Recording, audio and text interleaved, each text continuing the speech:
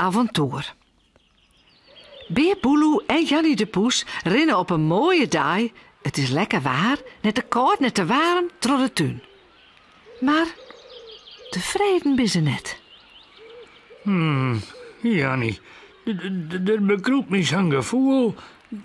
Snapst wel, dat ik wel eens wat beleven wil of zo. Het lijkt wel of beleven worden altijd meer dingen dan ik. Ja, de moet maar eens wat barren. Miauw, nou is het heist. Het is echt alweer een mooi skottelin dat ik een avontuurke hier. Miauw, wacht je. Daar zal ik eens wat onverhoren. Miauw. Correct. Ja, wees. Verhoor je. Dat is het. Ik ga naar Sipke.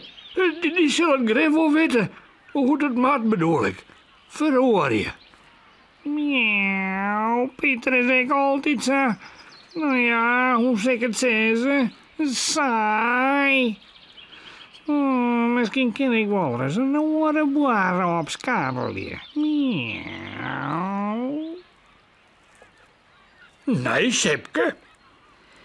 Beer Boeloe stoot nou op hege poorten naar Sipke, om te denken dat Sipke nou wel van de verdievendaarsjes zwaar zal. Ik ga naar Sipke. En Jannie? Nou, ja. Miauw, een orenboer. Miauw. Snapst wel, Sipke. Gewoon er eens wat hoors. Een avontuur. Spannende dingen en zo. Dat lijkt als een oor, bedoel ik. Oh, dat lijkt het mij geweldig, ja. Het liep het Sipke heel dat ze geweldig net. Avonturen? Avonturen? Wat is er mis met je leven dat dat is? En dan wordt zeker dat ik die daarbij ook nog een keer helpen zal. Nou, wat zou ik doen moeten? Maar daar had Beer Boeloe een antwoord op. Ja, wist Sipke. Omke Willem. Die wil vast voor met mij op avontuur. Die verveelt hem soms tijden, hè? En, nou, wij kunnen wel naar, Amerika? Doe maar Amerika nog wel. Zei Sipke. Maar toch rennen ze te jaren naar Omke Willem. Ha, jongens. Je vervelen je hem zeker, hè? Ach ja, hoe gaat het zoks? Mooi waar, lange dagen en zo.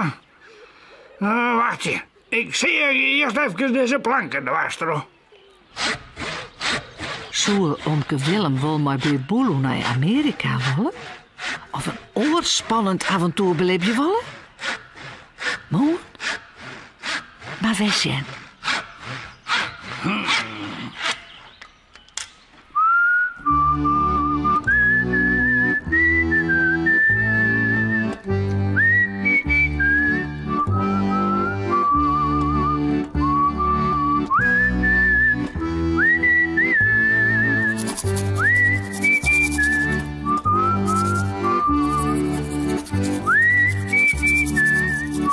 En vooral lekker sliepen.